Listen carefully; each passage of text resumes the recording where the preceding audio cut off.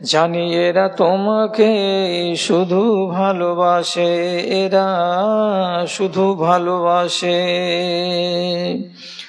আমিও বাসি যেন তাদের মতন, শুনো গো প্রভু মোর এই নিবেদন। থেকে থেকে শুনি রাতে কত পাখি ডাকে, দুঃখ কি জানে না তারা বড় সুখে থাকে, তারা বড় সুখে থাকে। সেই সুখে ভরে দাও আমার জীবন, তোমাকেই ডাকি আমি বাঁচি যতক্ষণ, আমি বাঁচি যতক্ষণ।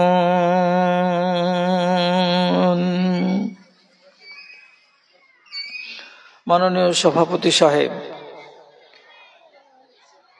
সামনে বসে থাকা এই গ্রাম তথা পার্শ্ববর্তী অন্যান্য গ্রাম থেকে জুটেপুটে এসে বসে থাকা আমার স্নেহের, আমার আদরের মা ও বোনেরা, আল্লাহর শুকরিয়া করছি।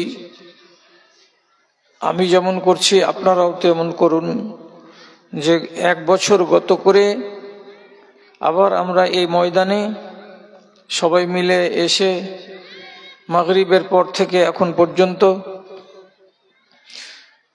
বিভিন্ন আলেমে দ্বীনের মুখ থেকে অনেকগুলো আলোচনা শুনলাম। সেই সাথে সাথে যার সাধ্যে যেটা কুলালো সে সেই রকম করে মাদ্রাসার ভালোবাসাই 100, 200, 500, 1000 আংটি, চাঁদির হার, পলা, বিভিন্ন রকমের দান আপনারা করেছেন, করে নিজের ভালোবাসাকে প্রকাশ করেছেন। আল্লাহর দ্বীনকে ভালোবাসার একটা আকাঙ্ক্ষা এবং ইচ্ছা সেটা আপনাদের কাছে আছে, তা দেখিয়েছেন।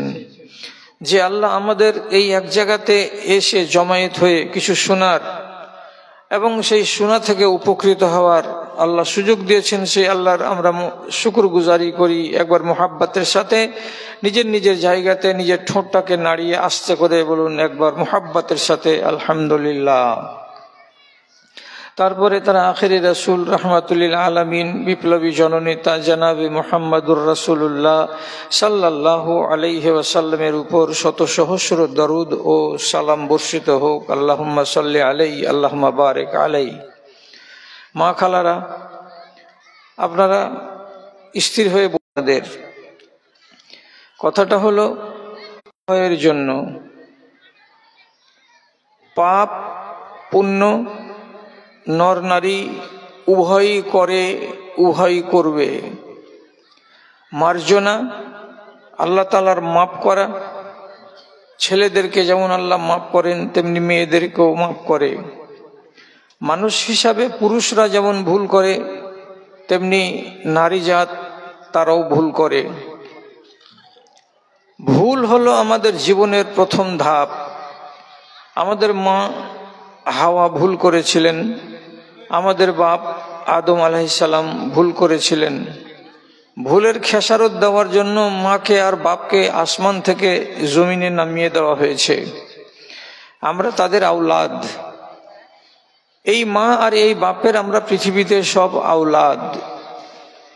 আল্লাহ তাআলা প্রথমে আমাদের বাপকে তৈরি করেছিলেন কাদামাটি দিয়ে, তারপরে রব্বুল আলামিন তৈরি করলেন আমাদের মা হাওয়াকে আদম আলাইহিস সালামের বাম দিকের বাঁকা বাঁকা হাড়গুলোর যেটা সব নিচু দিকে আছে, এটা হলো 23 নম্বর হাড়।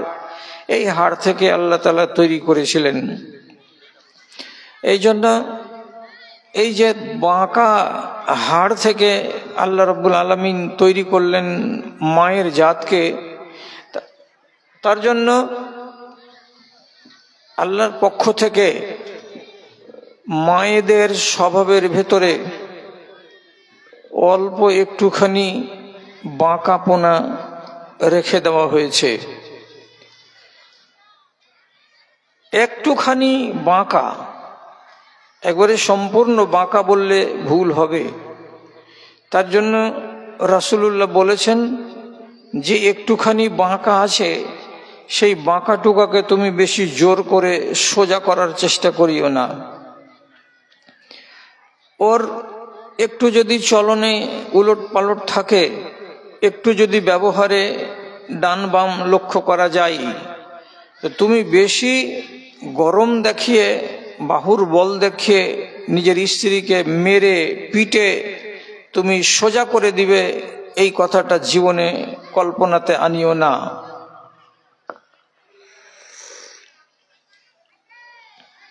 ওই নারীর ভেতরে যদি 9টা গুণ ভালো থাকে আর এই একটা গুণ যদি খারাপ থাকে, তাহলে 9টা ভালো গুণকে নিয়ে তার সাথে সংসার করো, একটা মন্দ গুণকে নিয়ে চর্চা করিও না, হা হুতাশ করিও না, যেখানে সেখানে গিল্লা গুজব করিও না। এটা হলো পুরুষের জন্য উপদেশ। এবার ভালো করে বুঝেন,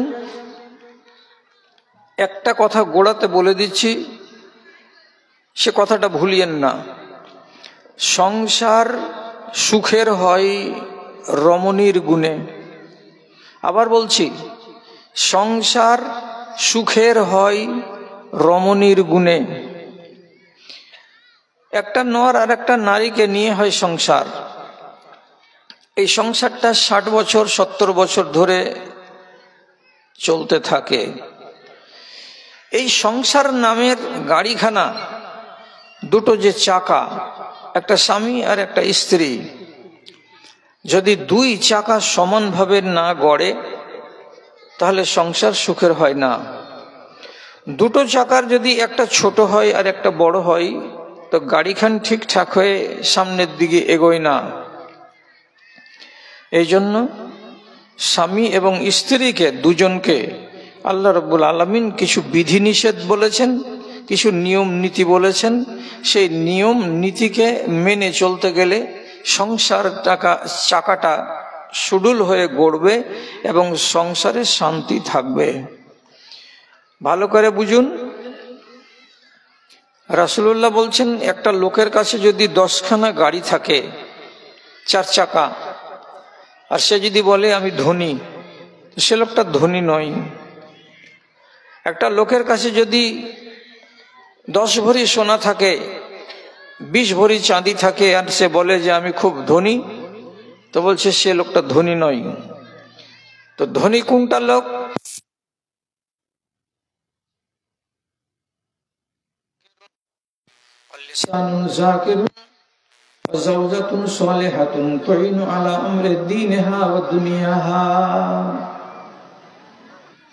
যে মানুষটার কাছে 3টা জিনিস আছে, ছেলে হোক আর মেয়ে হোক, সবাই কান খুলে শুনুন, যেই মানুষটার কাছে 3টা জিনিস আছে, সেই 3টা জিনিস যদি থাকে কাউরি কাছে বিদ্যমান, তাহলে সে নিজেকে ধনী বলে দাবি করতে পারে, সে নিজেকে সচ্ছল বলে দাবি করতে পারে।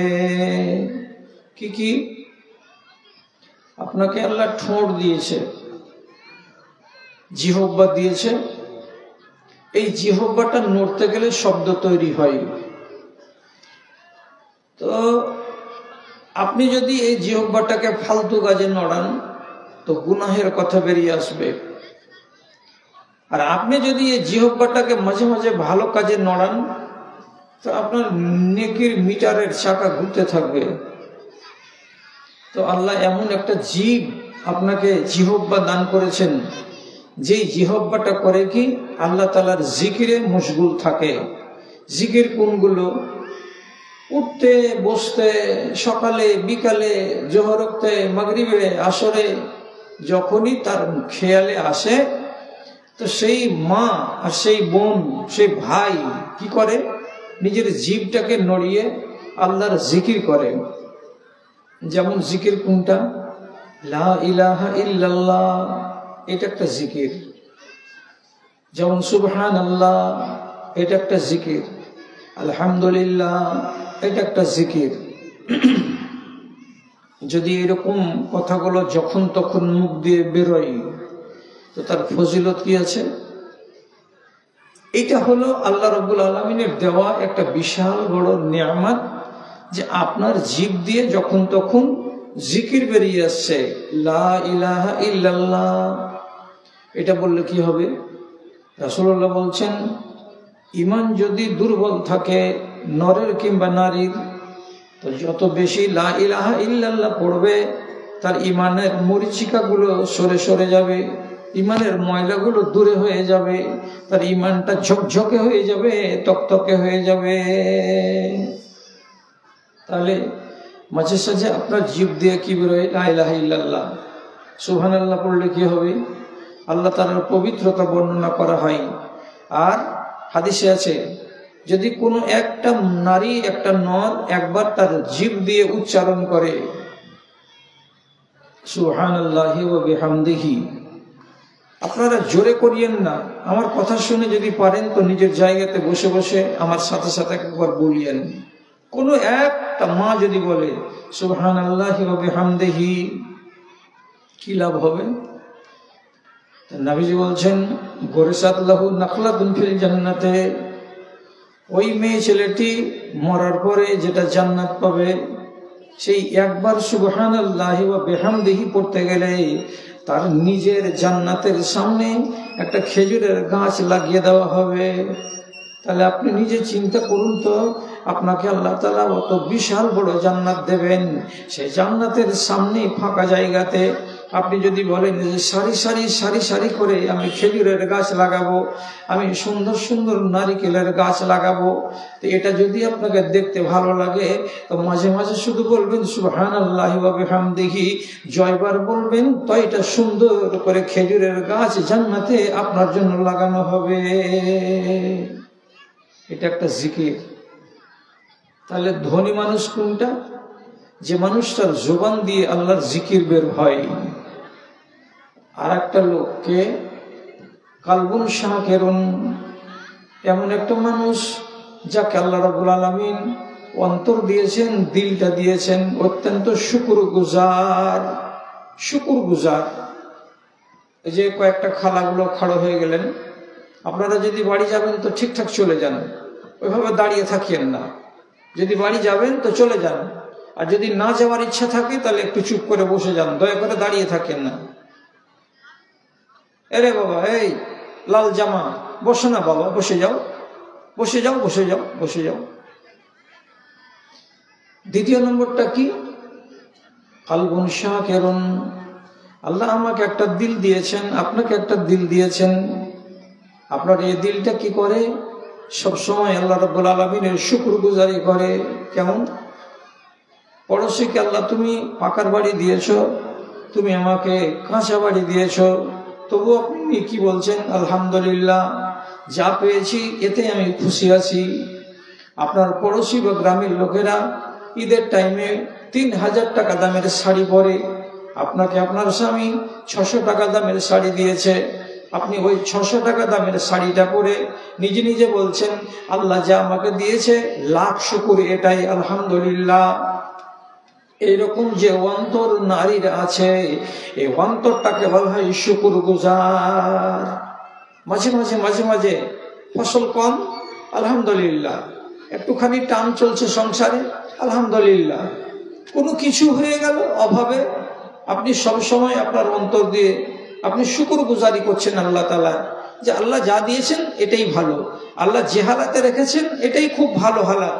তো এই বলে আপনি আলহামদুলিল্লাহ করছেন। অনেক মা এমন আছেন সুগারে আক্রান্ত, বেচারি মিষ্টি খেতে পায় না, তবুও দেখবেন ওকে চিনি মিশ্রি কিছু খায় না, ক্ষীর খেতে পায় না, রসগোল্লা খেতে পায় না, অন্য ফলগুলো দুটো উঠাচ্ছে, বাকিগুলো ঘুরিয়ে দিয়ে দিচ্ছে। মা তুমি মিষ্টি গেলা খাবা না? না বেটা, আমাকে সুগার হয়েছে, আমি খেতে পাবো না। তো তোমার মনটাতে খুব কষ্ট হচ্ছে যে মিষ্টিগুলো খেতে পেলে না। এই যে না, আলহামদুলিল্লাহ খুব ভালো আছি, অন্যান্য ফল খাচ্ছি, কমলা লেবু খাচ্ছি, মৌসুমি খাচ্ছি, সেব খাচ্ছি, আলহামদুলিল্লাহ। তাহলে আপনার একটা অভাব আছে, তারপরেও আপনি কি বলছেন? আল্লাহর শুকরিয়া করছেন, আলহামদুলিল্লাহ। তাহলে এইরকম যাকে অন্তর আল্লাহ তাআলা দিয়েছেন, তাহলে দুটা গুণ হলো। 3 নম্বর গুণটা কি? রাসূলুল্লাহ বলছেন জাওজাতুন সালিহাতুন তুইনু আলা আমরি দীনিকা। একটা লোক, একটা বেটা ছেলে, একটা পুরুষ, ওর কাছে সুন্দর দিল আছে আর সুন্দর জবান আছে, এ দুটোর সাথে সাথে 3 নম্বর জিনিসটা কি আছে তার কাছে? তো বলছে আমার বাড়িতে একটা নেককার বিবি আছে, আমার বাড়িতে একটা সুন্দরী রমণী আছে, যার আখলাক ভালো, যার চরিত্র ভালো, যার স্বভাব ভালো, যে মেয়েটি হলো দিনদার, যে মেয়েটি হলো আল্লাহওয়ালি। এমন যদি একটা নেককার বিবি বাড়িতে কারো থাকে, তো রাসূলুল্লাহ বলছেন, ও বেটা ছেলে, তুমি হলে দুনিয়ার সবচাইতে বড় ভাগ্যবান, তুমি হলে দুনিয়ার সবচাইতে কপালওয়ালা, এবং তুমি হলে দুনিয়ার সবচাইতে ধনী মানুষ। বাড়িতে যদি ইমানদার স্ত্রী না থাকে, তাহলে পুরুষটাকে বলা হয়েছে তুমি কাঙ্গাল। আর বাড়িতে যদি ইমানদার বিবি থাকে, তো তাহলে সেই পুরুষটাকে কি বলা হলো?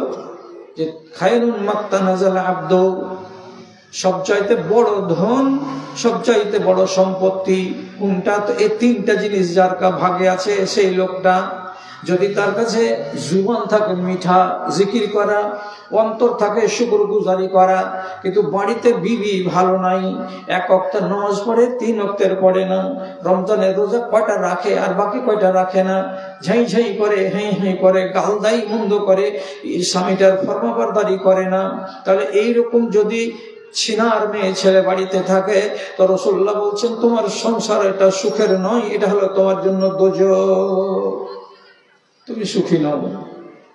তাহলে একটা সংসারকে সুখী বানাই কে? গোড়াতে কি বলেছিলাম? সংসার সুখের হয় রমণীর গুণে। রমণীর যদি গুণ থাকে, তাহলে তার সংসারটা সুখের বানাতে পারবে। আর রমণীর মধ্যে যদি গুণ না থাকে, তাহলে সুখের সংসারে আগুন লেগে যাবে।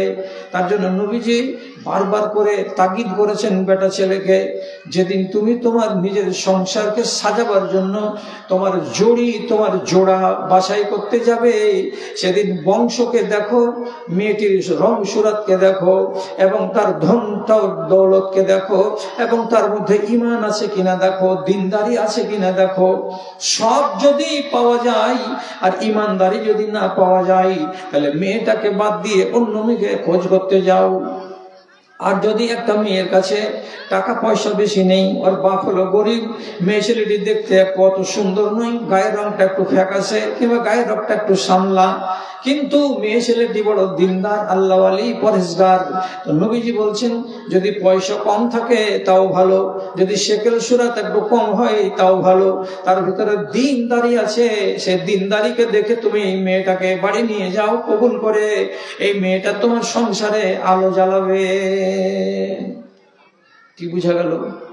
স্ত্রী নিজের সংসারটাকে, স্বামীর সংসারটাকে কি করে? সুখের বানিয়ে দেয়, দুঃখে সুখে পরামর্শ দেয়।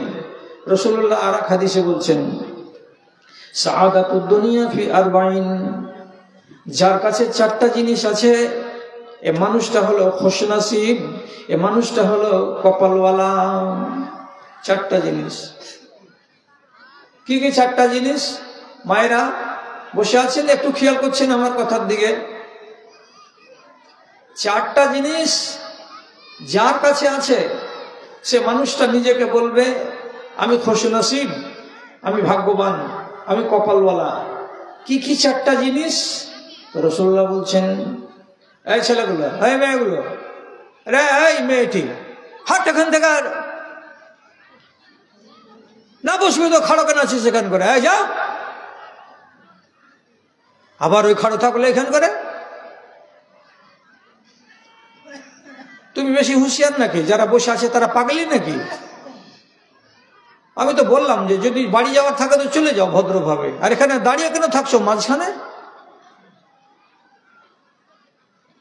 4টা যদি জিনিস কারোর কাছে থাকে, তো রাসূলুল্লাহ কি বলছেন? এই মানুষটা দুনিয়ার খুশনসিব মানুষ, কপালওয়ালা মানুষ। কি কি 4টা? কি কি 4টা? রাসূল বলছেন, আল মারকাবুল হানিয়, একটা বেটা ছেলে, তার কাছে একটা সওয়ারি আছে, আরামদায়ক সওয়ারি। কেমন আরামদায়ক সওয়ারি? আরবের লোক, সেই হিসাবে তার কাছে যদি একটা উট থাকে, তাহলে এটা হলো তার সওয়ারি। ভারতবর্ষের লোক, আমাদের কাছে যদি একটা 4 চাকা থাকে এটা হলো আমাদের সওয়ারি, যদি একটা মোটর সাইকেল থাকে তো এটা হলো আমাদের সওয়ারি। নবীজি বলছেন কাউরি কাছে যদি একটা সুন্দর সওয়ারি থাকে, যাতে চাপিয়ে যাতে চড়িয়ে আমি আমার বিবিকে আমার বাচ্চাকে এখানে সেখানে নিয়ে যেতে পারবো, এইরকম একটা সওয়ারি আছে। 1 2 নম্বর আল মাকানুল ওয়াসিউ, বাড়িটা আছে তো বাড়িটা হলো প্রশস্ত বাড়ি, ঘুচিনি মুচিনি বাড়ি নয়, একেবারে ছোট্ট কুঁড়ে ঘরের মতো বাড়ি নয়। বাড়িটা হলো প্রশস্ত, একটা নিজের নামের ঘর আছে, একটা আমার স্বামীর ঘর আছে, একটা মেহমানের জন্য ঘর আছে, এবং আমার বড় বেটার জন্য একটা আলাদা ঘর আছে, আর একটা বড় ডাইনিং হল আছে, আবার বাড়ির এক সাইডে পিশাব পায়খানার ব্যবস্থা করা আছে। তাহলে এমন চওড়া কোষাদা বাড়ি যদি আল্লাহ তাআলা কাউকে দান করেন তাহলে এটা হলো 2 নম্বর গুণ তার। 3 নম্বরে নবীজি বলছেন জারুন সলেহন, আপনার পাকা বাড়ির পার্শ্বেকার বাড়িটা একটা পড়োশিটা ভালো ব্যবহারের, পড়োশিটা আপনাকে জ্বালাই না পোড়াই না, পড়োশির পানি আপনার গলির দিকে যায় না, পড়োশি আপনাকে ঝান করে না, সুন্দর ব্যবহারের পড়োশি। তাহলে পড়োশিটা পেয়েছেন ভালো মানুষ, আর আপনার বাড়িটার কামরাগুলো হলো চওড়া চওড়া, আর একটা সুন্দর সওয়ারি আপনি পেয়েছেন।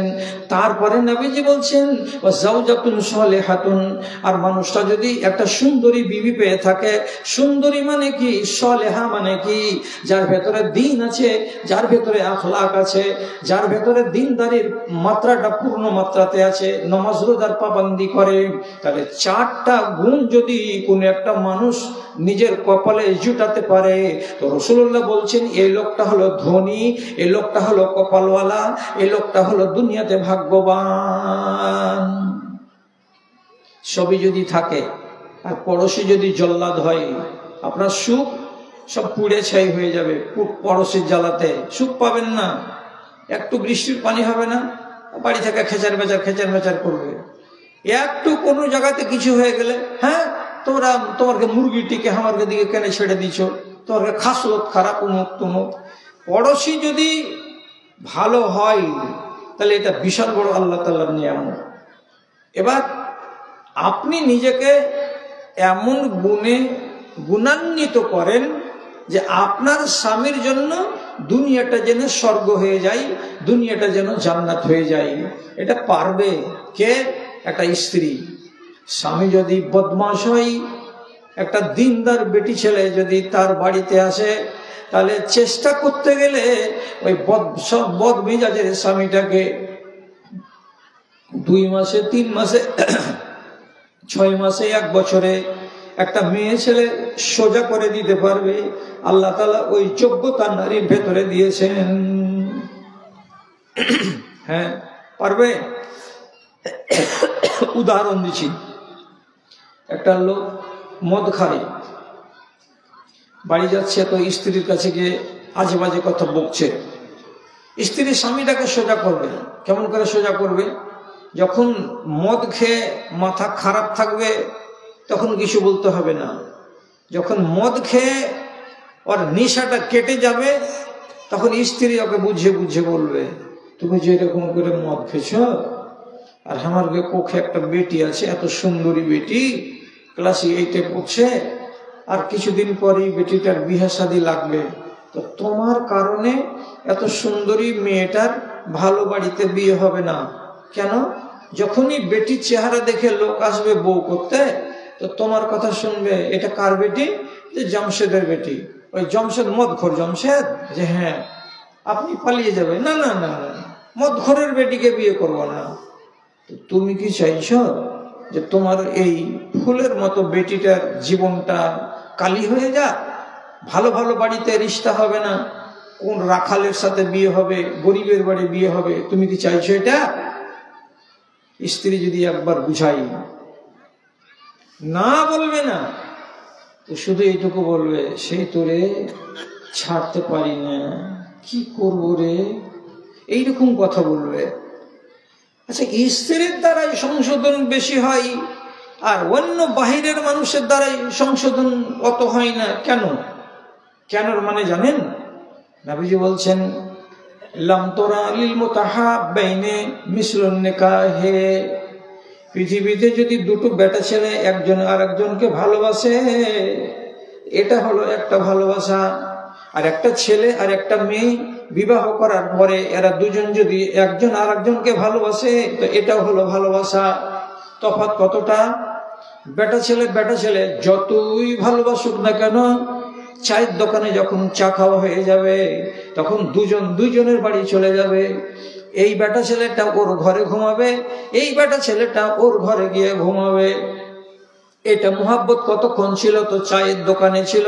যতক্ষণ চা খেতে সময় লাগলো, বিস্কিট খেতে সময় লাগলো, যতক্ষণ পান চা বাড়লাম, ততক্ষণ আমরা হলাম বন্ধু। কিন্তু স্ত্রী এমন একটা বন্ধুর বন্ধু যে আপনার আগে আছে, আপনার পিছনে আছে, আপনার ডানে আছে, আপনার বামে আছে, খাওয়া দাওয়াতে আছে, সব জায়গাতে আছে। এমন পর্যন্ত কি এত কাছ থেকে স্বামীকে কথা বলে, বেটা ছেলেকে কথা বলে, অন্য বেটা ছেলে এত কাছে থেকে বলে না যত কাছে থেকে একটা মহিলা কথা বলার সুযোগ পায়। কেমন করে? এটা হলো স্ত্রী। যখন ঘুমাবে তখন এক বিছানায়, যখন ঘুমাবে তখন এক বালিশে মাথা দিয়ে। তাহলে কানটা হলো তার মুখের গোড়ায়, আর মুখ খানা হলো তার কানের গোড়ায়। কাজে স্ত্রী যত কাছে থাকে পুরুষের, এত কাছে কোনো দুনিয়ার মানুষ থাকে না। এই জন্য কথা বলার সুযোগ বেশি পায় কে? তো নারী। রাতের বেলায় কথা বলে কতক্ষণ? তো শুয়ে যাওয়ার পরে 15 মিনিট, 20 মিনিট, আধা ঘন্টা, 1 ঘন্টা, অনেকক্ষণ ধরে কথা বলে। সংসারের কথা বলে, নিজেদের সুখের কথা বলে, দুনিয়ার কথা বলে, আরো কত রকমের কথা বলে। তো এত কাছে থেকে কথা বলার সুযোগ কে পায়? তো একমাত্র নারী পায়।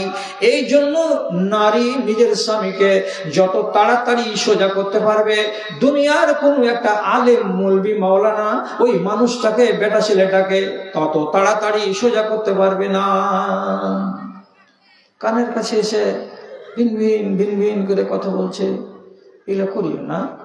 মানুষ কি কইবে?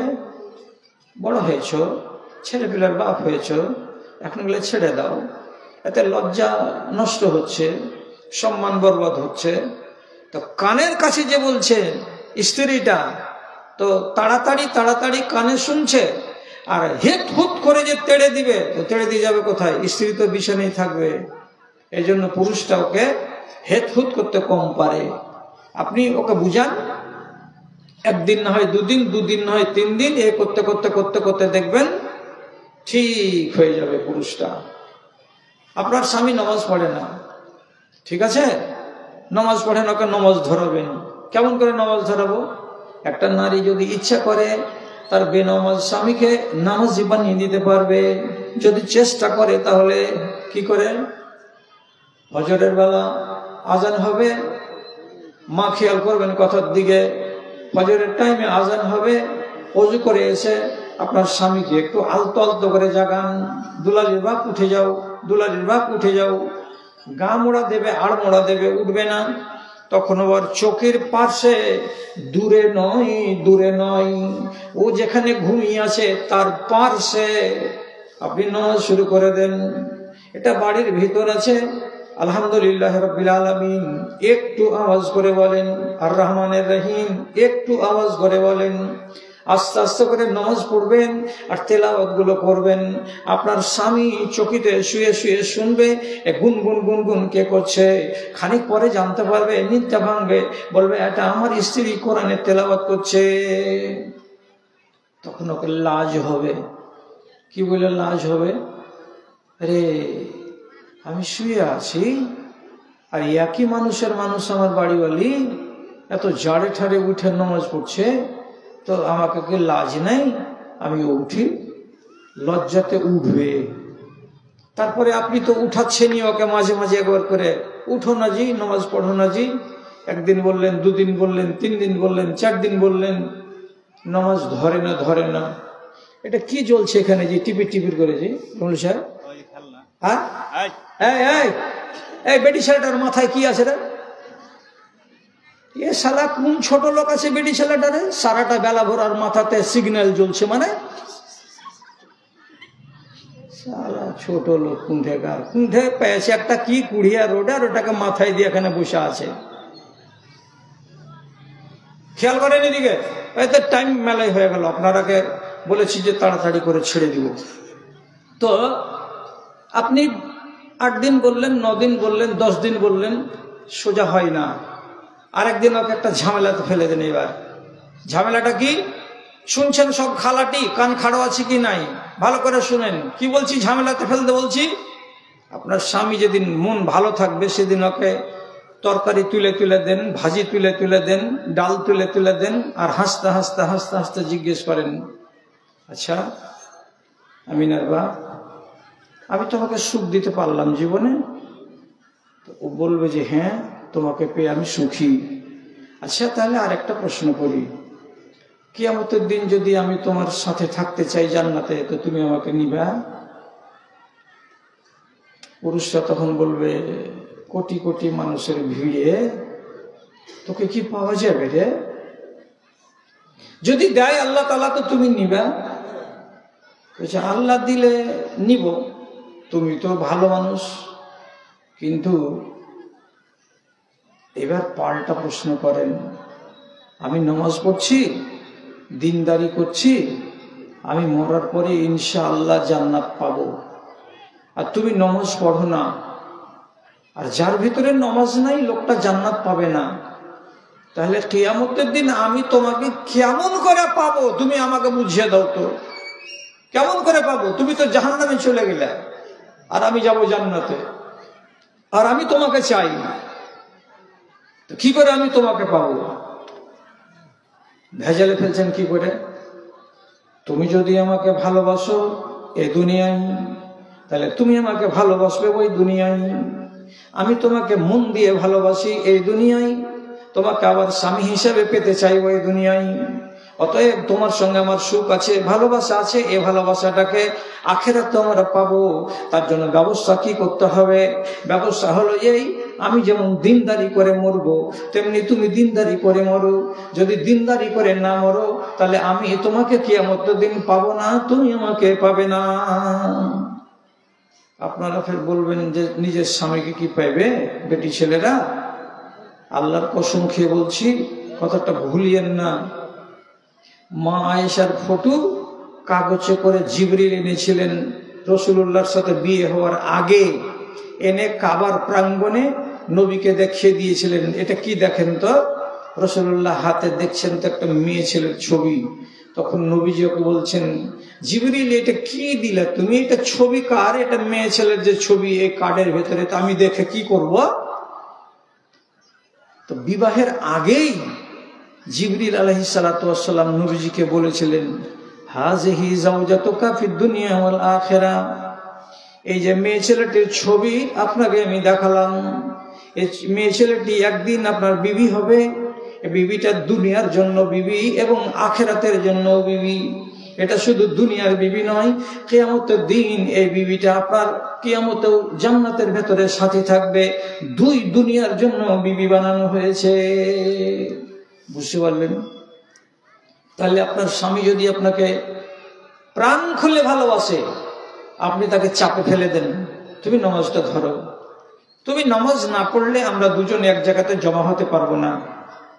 কোরআনে আল্লাহ তাআলা বলছেন, উদখুলুল জান্নাতা আনতুম ওয়া আজওয়াজুকুম তুহবারুন, ও নেককার মানুষেরা তোমরা জান্নাতে যাও এবং তোমাদের বিবিদেরকে নিয়েও জান্নাতে যাও, দুজনে হাসতে হাসতে আল্লাহর জান্নাতে যাও। এবার আপনারা একটা কথা খালি ভুলটা সংশোধন করে দিই, সেটা হলো এই যে কিয়ামতের দিন এক একটা হুর যে আল্লাহ তাআলা দিবেন, তো সেগুলো তো সুন্দর হবে কত, সুন্দর হবে কত, কত আল্লাহ তাআলা সুন্দরী বানাবেন, যে ওদের যদি খালি ওড়নার একটা আঁচল দুনিয়াতে পড়ে যায় তো সারা দুনিয়াকে আল্লাহ তাআলা আলোয় আলোকিত করে দিবেন। এত সুন্দরী মহিলাগুলো হবে। আপনি মনে মনে বলবেন, অত সুন্দরী সুন্দরী মহিলাগুলো আমার স্বামী ভাগে পাবে, তো তার মাঝখানে আমাকে যদি আমার স্বামী গ্রহণ করে, যে আমি দুনিয়ার বেটি ছেলে স্ত্রী ছিলাম তার, তো ওদের রূপের সমান কি আমার রূপ হবে? তো খালারে, আজ নেই তোমার চোখটা গাড়া গাড়া হয়ে বসে আছে, আজ নেই তোমার গাল গালা ট্যাপসা ট্যাপসা হ্যাঁ কাঠার মতন হয়ে গাড়া গাড়া হয়ে আছে, কিন্তু নবীজি বলছেন কিয়ামতের দিন তুমি দিনদার মেয়ে, তো কবর থেকে উঠে হাসরের ময়দানে যখন জমা হবে আর তোমার হিসাব নিকাশ করে জান্নাতে পাঠানো হবে, তখন তুমি কেমন হয়ে যাবে? রাসূলুল্লাহ বলছেন ইউবাদদিলুল্লাহু খালকাহুন্না বিখালকিন আখার, এই মেয়ে ছেলেগুলোকে আল্লাহ রাব্বুল আলামিন এই হাত পাগুলোই থাকবে, এটাই নাম থাকবে। তোমার নাম কি রেজিনা, তোমার নাম কি তো সুলতানা, তোমার নাম কি তো বুশরা, তোমার নাম কি মাবিয়া, এই নামগুলোই থাকবে আর এই হাত পাগুলোই থাকবে। কিন্তু আল্লাহ রাব্বুল আলামিন এগুলোকে নতুন করে বানাবেন, সুন্দর করে বানাবেন, এমন ডিজাইন করে বানাবেন যে ওই জান্নাতি হুরগুলো থেকে আপনাকে এক নয়া পয়সা কম লাগবে না, বরং জান্নাতের হুরগুলোর চাইতে আপনার রূপকে আল্লাহ রাব্বুল আলামিন অনেক গুণে বাড়িয়ে দেবে। তাহলে কেন নিবে না পুরুষটা? কেন নিবে না? নিবে, ভেজালে ফেলে দেন। তুমি আমাকে নিবে কি নিবে না? হ্যাঁ নিব তোকে। নিবে তো তুমি নামাজ ধরো।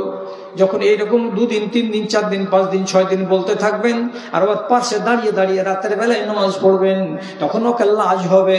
আমার স্বামী, আমি ওর স্বামী, আমি বেহায়ার মতো শুয়ে আছি আর আমার স্ত্রী রাতের বেলায় নামাজ পড়ছে। যখন লজ্জা লাগবে তখন নিজের মনে উঠে উঠে নামাজ ধরবে। এই জন্য একটা নারীর ভেতরে ক্ষমতা আছে, তার বিগড়ে যাওয়া স্বামীকে সোজা করতে পারে। কি আছে? পানি? হ্যাঁ ঠিক আছে, গরম পানি চলবে। আচ্ছা, একটা বুঝাবার জন্য বলি, একটা জোড়া রাসূলুল্লাহর যুগে, এক জোড়া স্বামী স্ত্রী, স্ত্রীটার নাম হলো উম্মে হাকিম, মানে হাকিমের মা। ওর নাম কি? উম্মে হাকিম। আর স্বামীটার নাম কি? তো ইকরামা। স্বামীটা হলো মুশরিক আর উম্মে হাকিম হলো মুমিনা বেটি ছেলে, ইমানদার। স্বামী স্ত্রী দুজনে, একজন মুমিন আর একজন মুমিন নয়। স্বামীটা বড় জল্লাদ ছিল, তখন খুব অন্যায় করেছে রাসূলুল্লাহ। তো ফতে মক্কার দিন রাসূলুল্লাহ 12টা লোকের নাম কাগজে লিখে কাবার দেওয়ালে লটকিয়ে দিয়ে বলছেন, মক্কার লোকেরা, মুসলমানেরা, এই 12 জন লোককে তোমরা যেখানে পাবে কুচু কাটা করে দিও, জিন্দা রাখিও না। 12টা লোকের ভেতরে একটা নাম এলো, কার? তো ইকরামা। ইকরামা তখন জানের ভয়ে করলো কি, বাড়ি ছেড়ে পালিয়ে গেল এমন দেশে। 3 দিনের দিন ওই মেয়েটি উম্মে হাকিম রাসূলুল্লাহকে এসে বলছেন, আল্লাহ রাসূল, আমার স্বামীর নাম যে আপনি এরকম করে লিস্টে লিখেছেন যে যেখানে পাও কুচু কাটা করে কেটে ফেলে দাও, জান বাঁচাবার তাগিদে আমার স্বামী পালিয়ে গেছে এমন দেশে, এখন আমি বেটি ছেলে একাই কেমন করে বাড়িতে থাকবো? কে আমাকে খেতে দিবে? কে আমাকে দেখাশোনা করবে? রাসূলুল্লাহ বলছেন, ঠিকই তো রে বাবা। তখন বেটি ছেলেটার দিকে খেয়াল করেন, দেখেন তো, প্রথম নবীকে বলছেন, আপনি আমার স্বামীকে নিরাপত্তা দান করেন। আপনি যদি নিরাপত্তা দেন তাহলে কেউ তাকে মারবে না। আপনার কাছ থেকে যদি নিরাপত্তা পাই যে আপনি মারবেন না, তাহলে আমার স্বামীকে খুঁজে বের করে আনবো যেমন করে হোক, আর ওই স্বামীকে সোজা পথে নিয়ে আসবো যেমন করে হোক, আর স্বামীকে সোজা করে নেওয়ার পরে ওই স্বামীকে নিয়ে ঘর সংসার করব যেমন করে হোক। আপনি আমার স্বামীকে আনবো যে আপনার সামনে, তো মেরে তো ফেলে দিবেন না। রাসূলুল্লাহ বলছেন, না মারবো না, যাও। কেমন করে আনবে? তো আনো। তো চিন্তা করেন, একটা মেয়ে ছেলে উঠে চড়ে 8 দিনের রাস্তা এমন দেশে গেল, চোরাহাতে খাড়ো হয় আর আরবিতে আওয়াজ দিয়ে লোকেরাকে বলে, ও লোকেরা, তোমাদের এখানে ইকরামা নামের কোন লোক এসে কি? যদি জানতে পারো তোমাকে খবর দাও, আমি হলাম ইকরামার বাড়িওয়ালি। এখানে গেল, ওখানে গেল, ওখানে গেল। শেষের বেলায় রহাটপুরের রোডের সামনে তীরমোহনীতে এসে জন্মে লোকটা আওয়াজ দিলা। ওখানকার কয়েকটা লোক বলছে, হ্যাঁ জি, মক্কা থেকে একটা নওজোয়ান ছেলে আমাদের গাঁয়ে এসেছে, ঘুরে বেড়েছে, আর দেখো অমুকের বৈঠকে বসে আছে। হাঁটতে হাঁটতে মেয়ে লোকটা যদি যাচ্ছে, তোমার নিজের স্বামী ইকরামা বসে আছে। তাহলে ওকে বলছে, ইকরামা বাড়ি চলো, তোমাকে বাড়ি যেতে হবে। ইকরামা বলছে, পাগলি, জানের ভয়ে পালিয়ে এসেছি, বেঁচে আছি দেখতে পালি। মক্কা যদি ঘুরে যায় কচু কাটা করে দিবে, দেখতেও পাবি না, স্বামীকে মেরে ফেলে দিবে। কেন ডাকছিস বাড়ি যাব না? তখন মায়া লোকটি বলছে, হোক জমা হোক আরো। মায়া লোকটা বলছে কি, যেহেতু আমি না আবার রিন্না আছে আউসালিন্না আছে, আমি তোমার কাছে এসেছি সারা পৃথিবীর সব চাইতে নেককার মানুষের কাছ থেকে, তার নাম কি? তো নবী মুহাম্মদ সাল্লাল্লাহু আলাইহি সাল্লাম, তিনি আমাকে কথা দিয়েছেন তোমাকে আমি যদি ফেরত নিয়ে যাই তো তোমাকে মারবে না, কাটবে না, মারবে না। পুরুষটা তখন বলছে, হ্যাঁ পাগলি, এত বড় কাজ কখন বেটি ছেলে করতে পারে?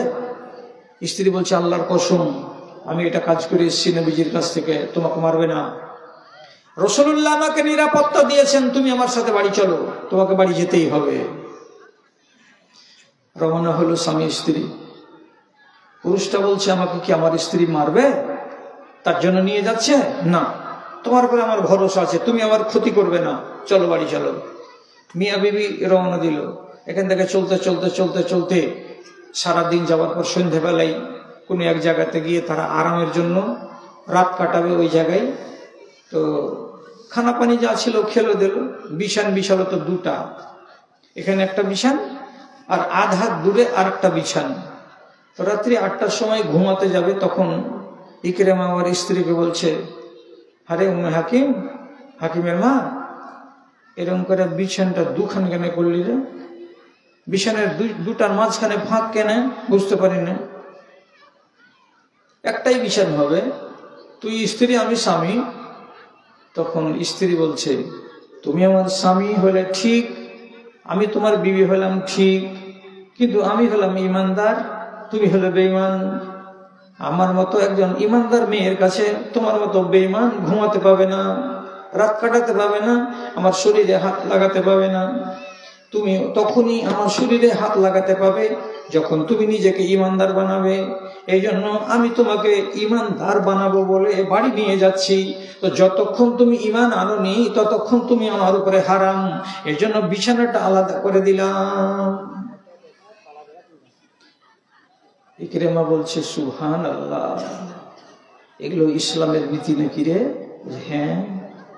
এভাবে বাড়ি গেল, রাসূলুল্লাহর সামনে হাজির করলো। রাসূলুল্লাহর সামনে বসা মাত্রই লজ্জিত হয়ে বসে আছে। আল্লাহ রাসূল বলছেন, ইকরামা তোমার খবর কি? তো বলছে, রাসূল আমি যদি আপনার দিকে হাত বাড়াই তা আপনি আমার দিকে হাত বাড়াবেন? রাসূলুল্লাহ সাথে সাথে এমনি করে হাতটাকে বাড়াইলেন। ইকরামা রাসূলুল্লাহর হাতে হাত দিয়ে কলমা পড়ে নিচ্ছে, আশহাদু আল্লা ইলাহা ইল্লাল্লাহু ওয়া আশহাদু আন্না মুহাম্মাদান আবদুহু ওয়া রাসূলুহু। মুসলমান হয়ে গেল। যেমনি মুসলমান হলো, সাথে সাথে নবীজি হাকিমের মাকে বলছে, হাকিমের মা, তোমার স্ত্রী, তুমি ওর স্ত্রী, আর এটা তোমার স্বামী, এবার তোমরা দুজন সুখী সংসার কাটাও। আজ থেকে তুমি ওর জন্য হালাল আর ও তোমার জন্য হালাল, তোমরা দুজনই মুসলমান, বাড়ি যাও, সুখের সংসার বানাও। এবার বিবি হালাল। আপনি বলেন, আমি ছোট করে বললাম, এই যে একটা লোক মুশরিক হয়ে আছে এতদিন ধরে, আর ওর বিবি মুসলমান হয়ে আছে, ওর আগে থেকে 5 বছর 3 বছর আগে থেকে, এই মানুষটা যে হুজ্জতি করে করে দিন কাটাচ্ছিল, ওকে ইয়ামান দেশ থেকে ঘুরিয়ে এনে ওকে সোজা পথে নিয়ে এসে ইমানদার বানাতে পারলো। তো কে বানাতে পারলো? আমি? অন্য কোনো পুরুষ লোক? না আমার স্ত্রী পারলো? আপনি বলেন তো। স্ত্রীর কাছে যেটা ক্ষমতা আছে নিজের স্বামীকে সংশোধন করার, পৃথিবীর অন্য কাউরির কাছে নাই। একটা জ্ঞানী গুণী নারী সংসারটাকে কত সুখের বানাতে পারে অনেক উদাহরণ আছে। তো কতটি উদাহরণ আপনাকে দেব। কপালে আজকে জুটে গেছে আমাদের ঠান্ডা রাত, এই জন্য আপনারা অনেক চলে গেছেন আর অনেকগুলো বসে আছেন। আপনারা হয়তো জোরে কিছু বলতে পারছেন না আমাকে, যে বলি সে ছেড়ে দাও, তো তাও তো হয় যে ছেড়ে দিব। আর এতটি মেয়ে ছেলে আপনারা বসে আছেন, আমি নিজের মনে ছেড়ে দিব, এটাও আমাকে সালা ভয় লাগছে যে বাড়ি যা যদি বলেন যে মুলবিটাকে কে ছাড়তে কইলে। এই জন্য আমি ফের ওয়াজ করছি। তো যা হোক, আর 2-4টা কথা বলি আপনাদেরকে, যদি আরো কমে যায় তাহলে নিজের মনে মনে ছেড়ে দেবো ইনশাল্লাহ। একটা কথা বলছি, আওরাতের ভিতরে বুদ্ধি আছে সংসারকে সাজাবার কত, আপনি আন্দাজ করুন, খেয়াল করেন আমার কথার দিকে। কালকে যেন শুনতে পাই কেউ যেন আমাকে ফোন করে বলে এই গ্রামের এই এলাকার কোনো বেটা ছেলে যে মৌলানা আপনার ওয়াজ আমার বাড়িওয়ালি মজলিসে শুনেছে, তো ভালো লেগেছে, জ্ঞানের কথা শিখে এসেছে, এই কথাটা যেন আমি কানে শুনতে পাই। আমি তো খারাপ কথা এখন পর্যন্ত বলিনি, আমি তো গান গাই না, গীত গাই না, গাজাল গাই না, আমি তো যা বলছি কোরআন হাদিস আপনার সামনে বলছি। এতে যদি আপনার ঈমান ঠিক হয়, তো কি বলছি শেষের বেলায় আপনাকে, তো খেয়াল করেন। মুসা নবী একটা লোকের গালে চড় মেরেছিল। চড় মারাতে হলো কি, এক চড়ে নিঢাল হয়ে পড়ে যায়, দম বেরিয়ে গেল, মরে গেল। পরের দিন সকালবেলায় অন্য একটা লোক বলছে, এই ফেরাউনের লোকেরা ষড়যন্ত্র করছে, তোমাকে ধরবে, ধরে বাঁধবে, বেঁধে পিটবে, পিটাকে যে কালকে মার্ডার করেছো তার বদলা চুকিয়ে নিবে।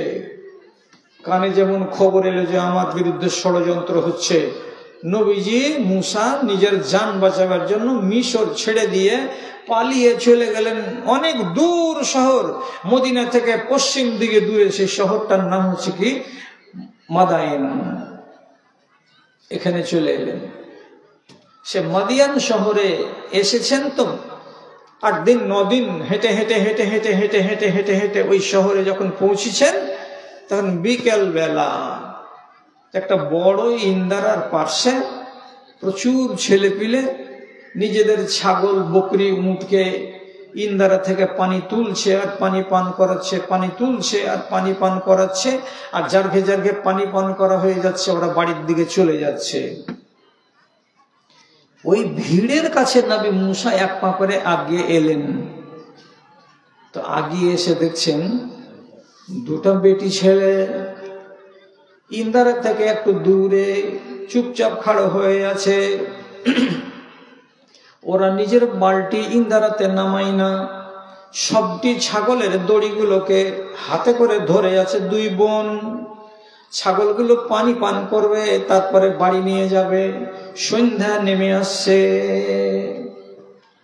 নবী মুসা আস্তে করে যে মেয়ে ছেলে দুটোকে বলছে, কি ব্যাপার, তোমরা দূরে কেন খাড়ো হয়ে আছো?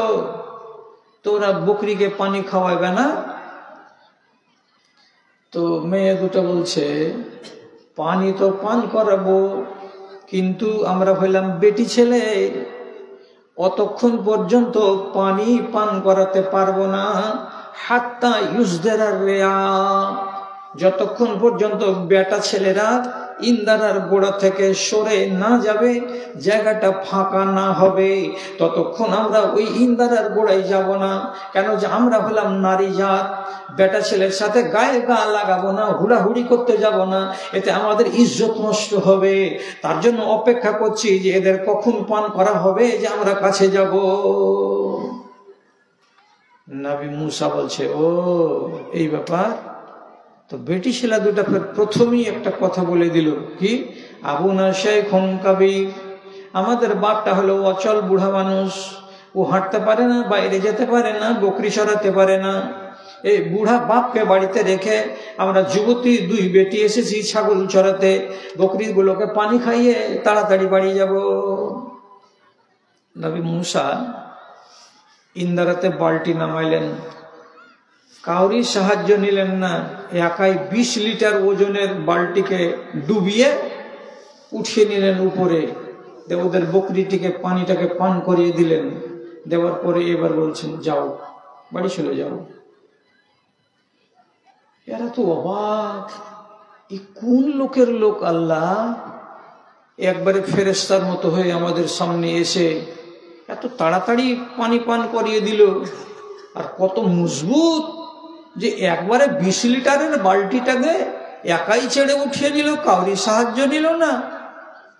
বাড়ি গেল, যাওয়ার পরে 2 বোন ছাগলটিকে বেঁধে দিয়ে বুড়া বাপকে বলছে, বাজান জানো, আরো দেরি হয়ে যেত, আমাদের মগরব হয়ে যেত, কিন্তু কেমন কপাল গুনে একটা জুয়ান ছেলেকে পাওয়া গেল।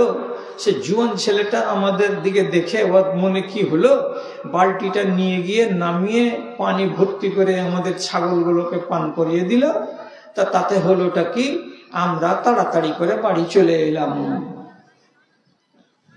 কইছে, তাই নাকি রে মা? হ্যাঁ। সাথে সাথে ওই লোকটা নেককার লোক, ও তখন বলছে, কাজ কর। কত দূরে এটা ছিল? তো বলছি, এর তো ওই যে ওভারব্রিজ যায়নি, ওই ওভারব্রিজের কাছে ইন্দারাটা, ওইখানে। তো 2 বেটির ভেতরে একটা বেটিকে কইছে, এক কাজ কর, যা যে ছেলেটাকে ডেকে নিয়ে আয় বাড়ি। তো ছেলেটাকে ডাকতে যাবে তো কে, তো বেটা তো নেই, ঘুরে বেটি। এবারে একটা বেটি আসছে, একে ডাকতে এলো। এসে নবী মুসা পার্শ্বেই ইন্দারার একটা গাছের তলাতে বসে আছে, আর ওইখানে বসে থেকে আল্লাহ তাআলার কাছে দোয়া করে বলছে, এ রব্বে করিম, তুমি আমাকে যে জায়গাতে পৌঁছে দিয়েছো, এখানে যদি তুমি আমাকে সাহায্য করো, মদত করো, তো ওই সাহায্যের দিকে আমি মুহতাজ, কিছু মদত করো আল্লাহ। মেয়ে লোকটা কাছে এসে বলছে, এ জি, তোমাকে আমার বাপ ডাকছে।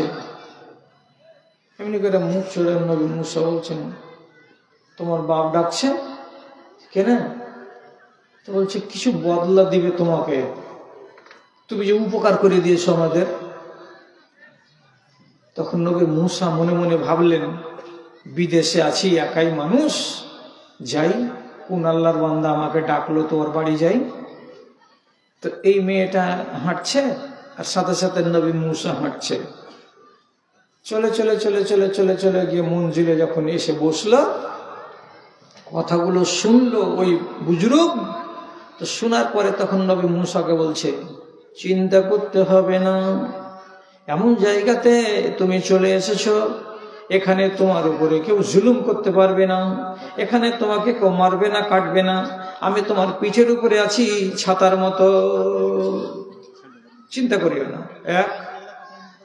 এই জায়গাতে বাপ আর মুসা নবী দুজনে কথা টথা বলছে, আর ওইখানেই বেটিগুলো একটা এসে তখন নিজের বাপকে বলছে, কি বলছে, ইয়া আবাতে ইস্তাজিরহু ইন্নাহু খায়রু মান ইস্তাজারতাল কাবিয়ুল আমিন।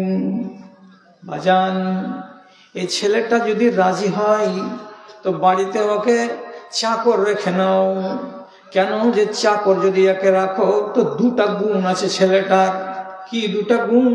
তো বলছে কাবিউল আমিন, এ ছেলেটা বড় মজবুত, এ ছেলেটা বড় সুঠাম দেহের মালিক, আর গায়ে শক্তি ভালো আছে, নওজওয়ান।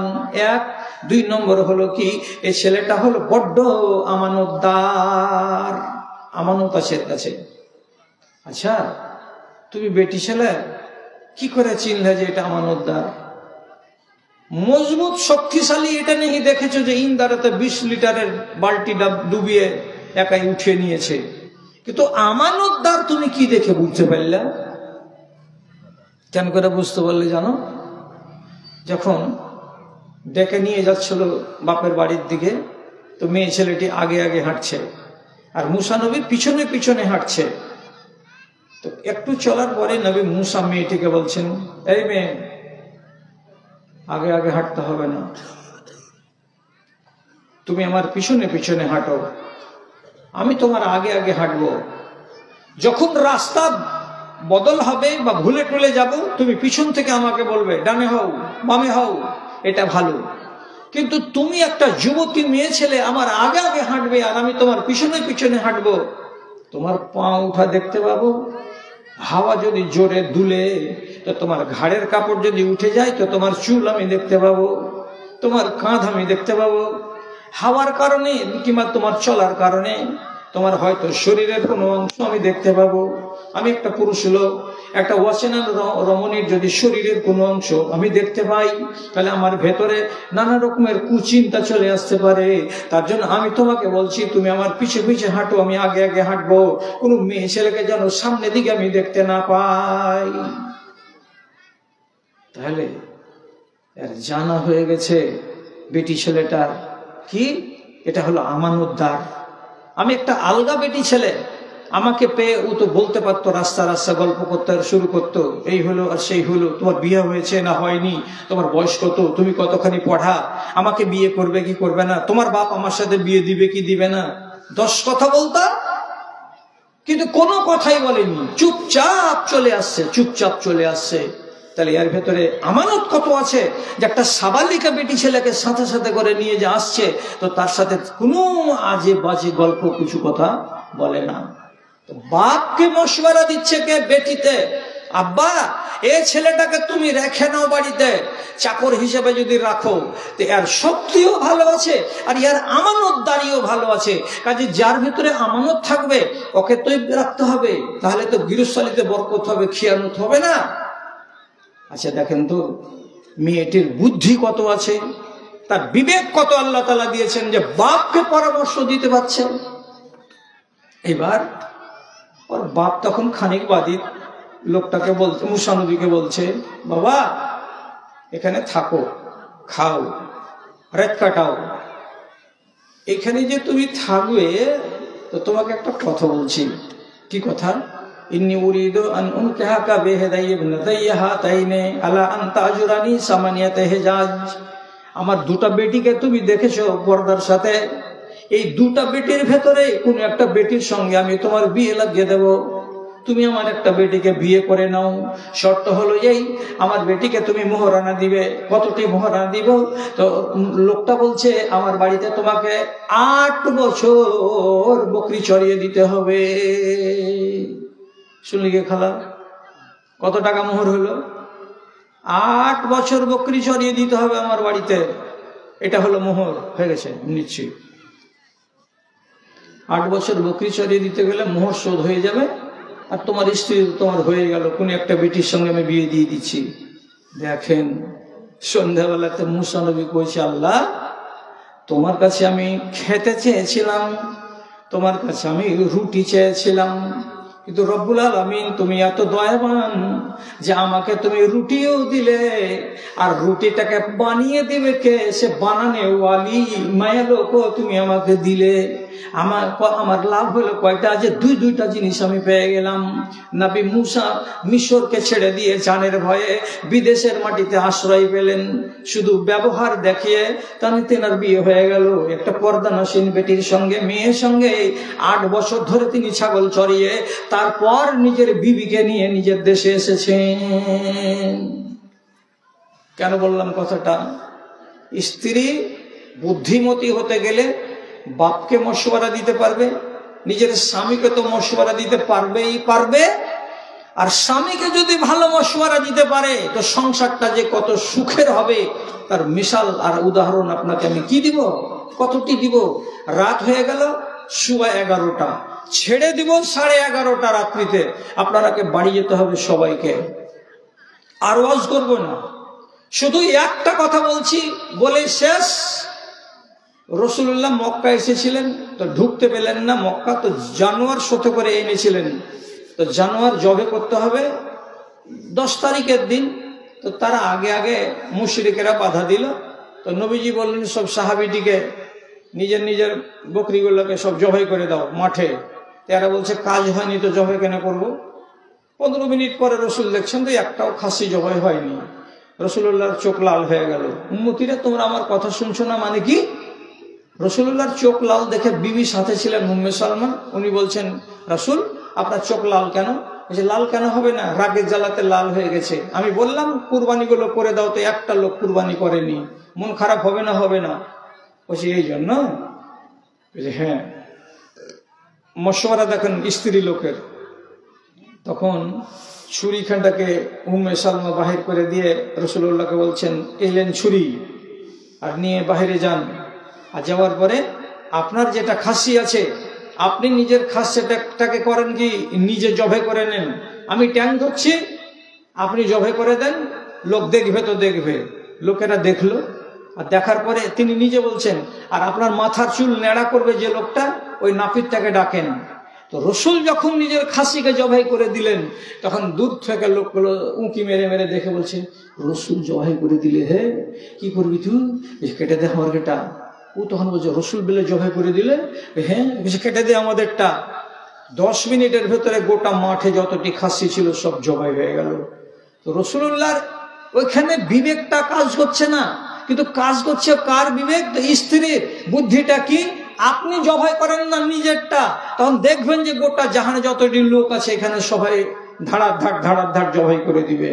যেমনি রাসূলুল্লাহ স্ত্রীর মশওয়ারাটাকে মানলেন, আধা ঘন্টার ভেতরে মাঠের সমস্ত লোকের খাসি জবাই হয়ে গেল। তাহলে ভালো পরামর্শ দেনেওয়ালা কে? স্ত্রী। আপনি গুণবতী হন, আপনি রূপবতী হন, আপনার আখলাকটা আল্লাহ ভালো করুক, সবচাইতে বড় কথা আপনি দিনদার হন। আর আত্মার চাইতে বড় কথা আপনার নিজের স্বামীকে আপনি দিনদার বানান। দুজনে দিনদার হয়ে জিন্দেগি কাটিয়ে মরেন। আর মরার পরে কিয়ামতের দিন আবার আপনি ওকে পেয়ে আর ও আপনাকে পেয়ে যেন সুখী হতে পারেন, সেটার জন্য চেষ্টা করেন। আর এই কথাটা নিয়তে করে নেন যে এই বছর যে মৌলভী সাহেব আমাদেরকে শেষের বেলা উঠলো, আপনারা তো সবাই আমার নাম জানেন, আমি এর আগে এসেছি, আপনারা আমাকে দেখেছেন, তো বলবেন কিছু যদি চিন্তা না করে তো বলে ধলো ফকফকে দাড়িওয়ালা লোকটা যে বলে গেছে যে স্বামী স্ত্রী এক জায়গাতে হতে পারবে, তো আমরা এক হব কিয়ামতের দিন। এই নিয়াত তুমিও করো, নিয়াত আমিও করি, তাহলে দুজন যদি ইমানদার হয়ে মরতে পারেন তাহলে আলহামদুলিল্লাহ, আল্লাহ তাআলা আপনাদের জীবনটাকে সফল করবেন। এবার আমি ওয়াজ আর করছি না, কেন যে পরামর্শতে হয়েছিল এইটাই কথা যে 11:30 রাত পর্যন্ত জালসা চালাবো কিংবা 12টা, কিন্তু পরিস্থিতিটা অনুকূলে নেই, তার জন্য আপনাদেরকে আধ ঘন্টা আগেই ছেড়ে দেব। তো ছাড়ার আগে একটা কথা বলছি, যতটি মা খাড়ো হয়ে গেছেন তারাকে বলছি আরো বেশি করে, একটা কাজ এতক্ষণ পর্যন্ত আপনি নিজের মনে দিয়েছেন 20, 30, 40, 100 টাকা করে। এবার আমি শেষের মৌলভী সাহেব বক্তা বলছি, যদি আপনি আমার উপরে একটু রহম করেন, দয়া করেন, তাহলে আমার খাতিরে আপনি 10টা টাকা 20টা টাকা আল্লাহর ওয়াস্তে দেন। আপনি আর একবার দেন, 10-20টা টাকা যেন আমার হাতে আসে, আমি যেন জানতে পারি। হলো একটা কথা। আর একটা কথা, নিজের ইমানকে ঠিক রাখতে চাইছেন তো? নিজের ইমানকে যদি ঠিক রাখতে হয় তাহলে আপনাকে একটা কথা আর কি বলছি, যে আজকের দিন আপনি খবরদার বাজারে গিয়ে 20 টাকার জিলেবি টিলেবি কিনিয়েন না। আপনার ইমান বই দিচ্ছি আপনাকে, কিতাবটার নাম হলো ইমানের শাখা সমূহ, 70 পাতার বই, বাংলাতে লেখা আছে কোরআন হাদিস দিয়ে। আজকে জিলেবির পয়সাটা দিয়ে একখান বইগুলো হাতে করে বাড়ি যান, এই চেয়ারখানের কাছে পাওয়া যাবে। এই চেয়ারখানে কেউ আছে রে? কেউ আছে? ওই চেয়ারখানের কাছে পাওয়া যাবে।